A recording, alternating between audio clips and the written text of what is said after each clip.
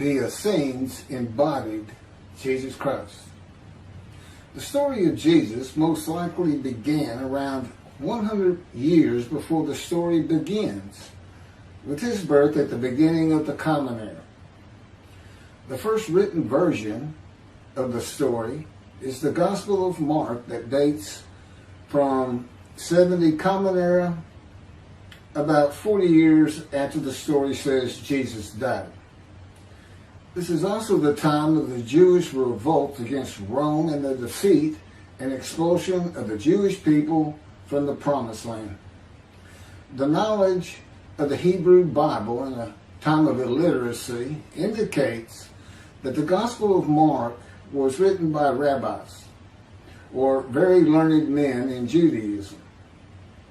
Men who decided they needed to write down this story that had been circulating by word of mouth and storytelling for as many as 170 years, beginning with the founder of the Judaism sect of the Essenes, the prolific writers of the Dead Sea Scrolls, to make money. Their temple, homes, and country were gone, and it was desperate times for the Jewish people. The name of the founder of the Essenes was with a capital T, the Teacher of Righteousness. That was his name, the Teacher of Righteousness. Meaning he was believed to be the man described in Isaiah 53 who makes the many righteous. The man Jesus claimed to be. According to the oral story that most likely began 100 years before the Common Era, BCE, with this man called the Teacher of Righteousness, who established a sect of Judaism known as the Essenes. This teacher of righteousness who fought with a wicked priest. All this information is in the Dead Sea Scrolls. Fought with a wicked priest. Did not like the way the temple was being run. Did not like all the sinning going on in Jerusalem, and did not live there, and despised riches and the material things of the world. Just like Jesus, who also claimed to be the Teacher of Righteousness. The oral storytellers, who were diverse and from different backgrounds, ethnicity, and ability, captured the imagination of the crowds with their oral skills and would earn their livelihood from donation of money and goods in the age of antiquity. Few could read in a world where literacy was restricted to just a few, and this did not begin to change until the Middle Ages. While the earliest forms of written communication date back to about 3,500 to 3000 BCE, literacy remained for centuries a very restricted ability closely associated with the exercise of power. Schools in ancient Israel, if any existed, served only the sons of the rich and the religious elite. Storytellers in general would be very learned men, captivating the imagination of the crowds at the gates and the meeting places of Jerusalem, with tales that people of a harsh and brutal time wanted to believe in. A time when medical treatment was primitive and life expectancy was 30 to 35 years, averaging those who died at birth to those who died with long life into their 70s and beyond. A time when people believed in mythical gods and gods who were men and making sacrifices to gods for favor and for safety, healing, long life, crops, and fertility. The Dead Sea Scrolls are generally thought to have been produced by the Essenes, No one really doubts it anymore. And the Essenes are a group that protested the way the temple was being run. Many of the Essenes went to the cliffs and the caves east of Jerusalem by the Dead Sea, known as Qumran, to prepare the way of the Lord, following the commands of the prophet Isaiah. Today, in this day, the day of the Lord, because the land burns again, the Jewish people have returned, and Jerusalem and the ruined cities have been rebuilt, Elijah clears the way for the Lord. They went to Qumran to get away from the sinning of the people of Jerusalem and the ways of the religious elite at the temple, which would have been Pharisees and Sadducees. The Essenes are never mentioned. They're never mentioned in the New Testament. Now, they are prolific writers. And they had their own gate. They had their own gate throughout the life of Jesus and for 40 more years until Jerusalem was destroyed. And that in 70 Common Era, when everything was being destroyed, that's when they put those scrolls deep into pottery, big pottery, and buried them. That's what kept them from disintegrating into dust. And if you ever look it up, I mean, when I say prolific, there must have been many people, they were copyists. But they also did, well, I'm going to get to it. They made commentary on the scrolls. One of the first leaders of the Qumran community, again, was the teacher of righteousness, identified in the Damascus document and the Habakkuk Pesher. A Pesher is a type of commentary in Hebrew. In the Pesher literature, the teacher of righteousness is presented as a founding figure who directly clashed with an opponent called the wicked priest. Of course, we all know what Jesus went through with the religious elite, Sadducees, Pharisees, and the high priest. This was the wicked priest in his day, 100 years before the birth of Jesus. The man described in Isaiah 53 is often referred to the teacher because of verse 11, where God says, verse 11 of chapter 53 of Isaiah, where God says, "My righteous servant makes the many righteous."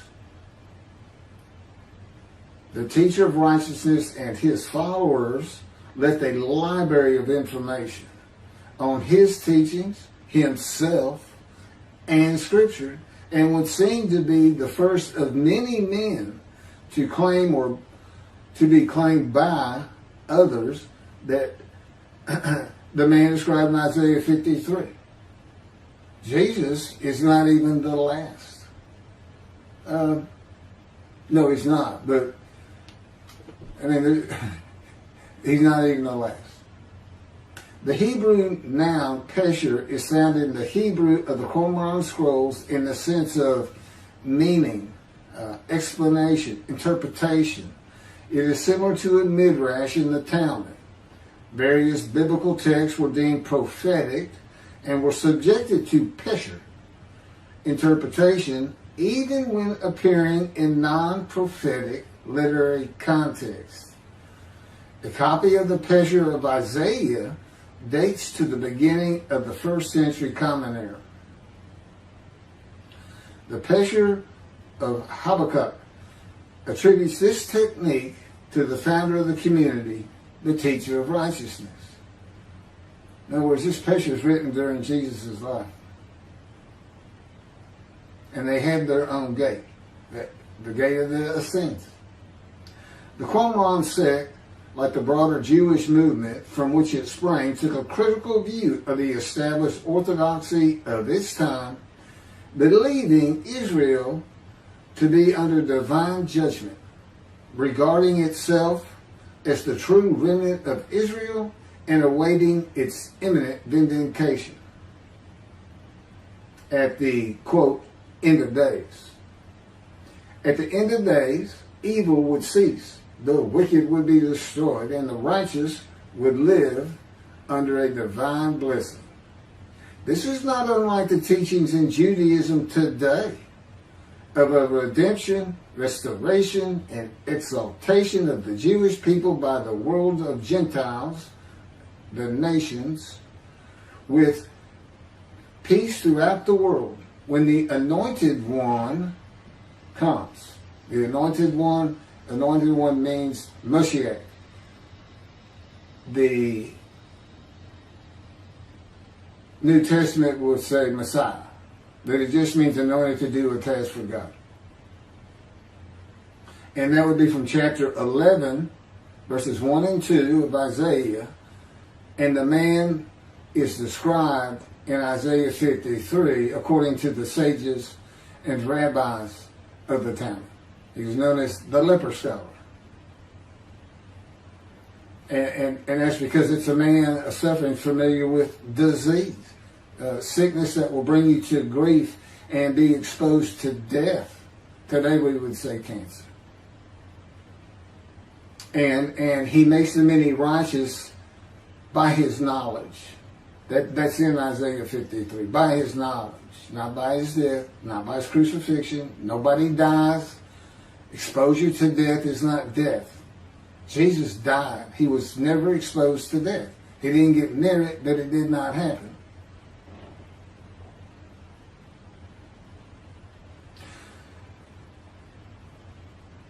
This time that the Essenes were waiting upon, that they thought was imminent, did not happen for them.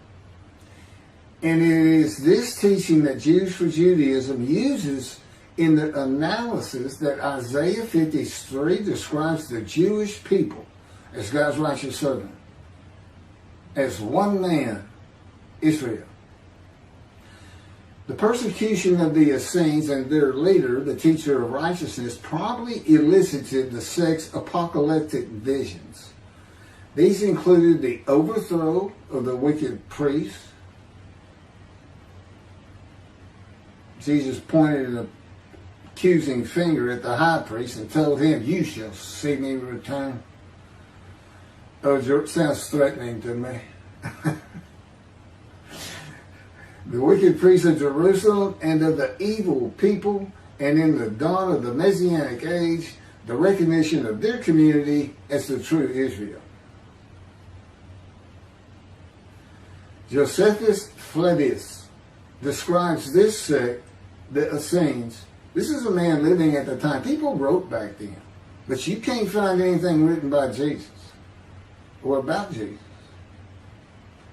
until after the destruction of the temple. He describes this sect, the Essenes, as one of the main three philosophical sects among the Jews, with a very detailed description. Excerpts from his book, Wars 2, chapter 8, include, this is in quotes, the third sect, which pretends to a severe discipline. These men are despisers of riches, and so very communicative as raises our admiration. And as for their piety towards God, it is very extraordinary. You would think that Jesus would have been in this thing. He fit right in. But again, we never hear a single word about these prolific writers. The other two philosophical sects were the Pharisees and the Sadducees. In the New Testament, the Essenes are never mentioned, as I said. All the stories of Jesus and his clashes with the religious elite of Jerusalem in the New Testament are with the Pharisees and the Sadducees. According to this same Josephus, the name of the gate in the southern wall of Jerusalem at Mount Zion was called the Essenes Gate. Everything about the Essenes says Jesus would have been one.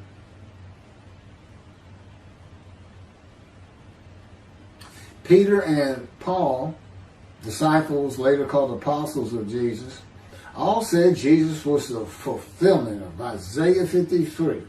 and the teacher of righteousness. All of Christianity does today.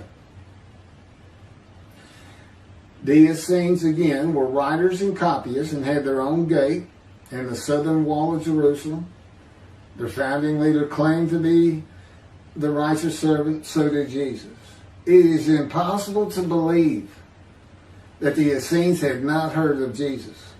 It is impossible to believe they would not have gone to Jesus to question him and verify the stories around him and his claim of being God's righteous servant and right about him. Because they believed that their founder was the Moshiach and that the end times were coming. Moshiach, anointed one, described in Isaiah 53. They're great followers of the things Isaiah had to say, and there's a picture written on it during the life of Jesus. It's impossible to believe it.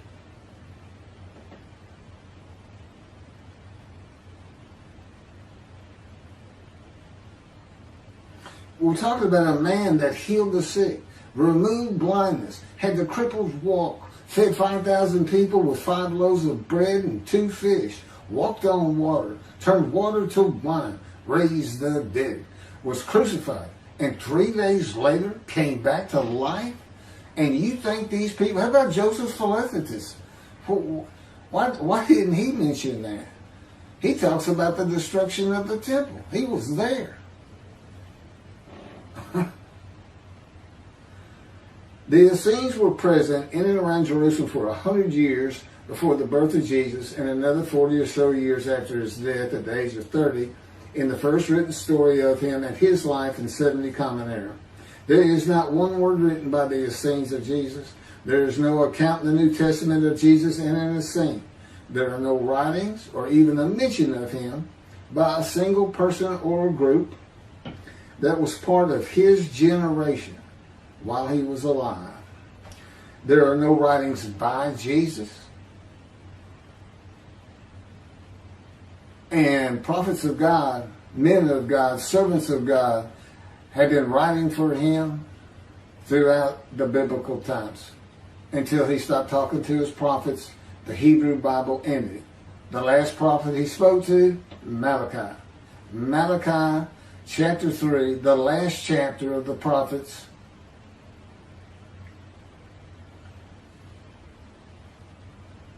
writes for God the prophetic announcement that he will return. He's going to come back. I've already talked about the 5 prophecies of Jesus of when he will return, and every single one of them was false. He didn't return, and his generation sons it up. Those who pierced him with the spear on the cross, he says in the Revelation on the first page, verse 7, those who pierced me with a spear shall see me return. I'm coming back quickly.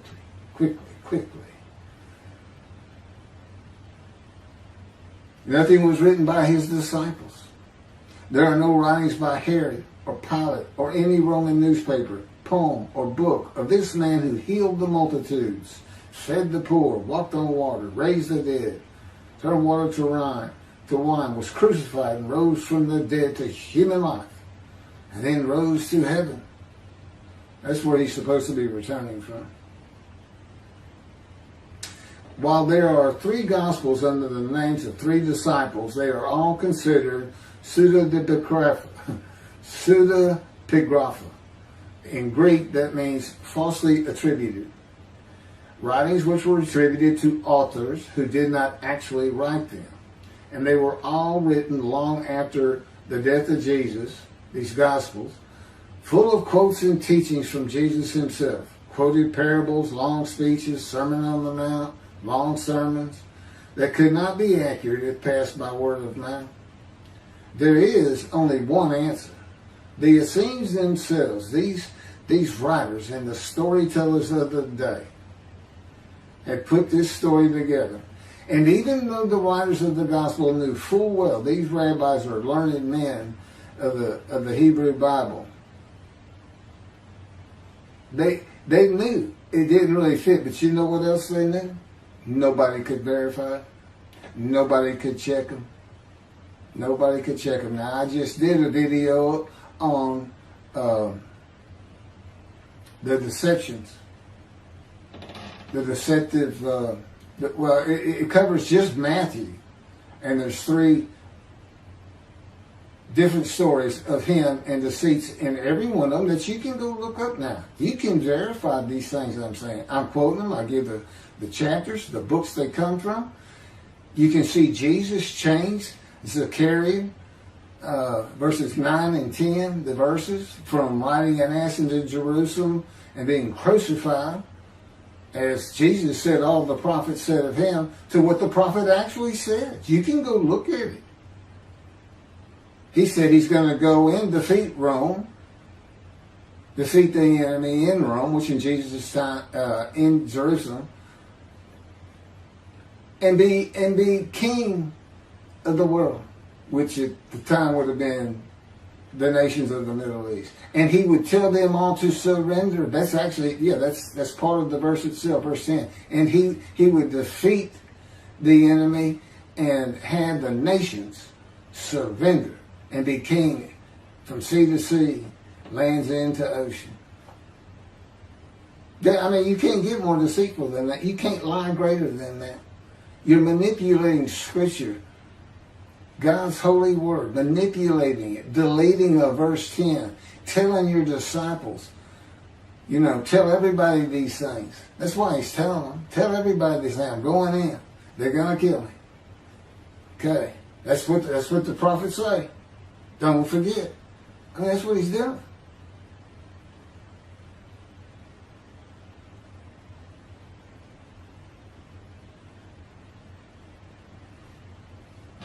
Jesus is a myth. Go look it up. Go look at what a myth is. Believe me, it covers the New Testament. It covers Jesus Christ.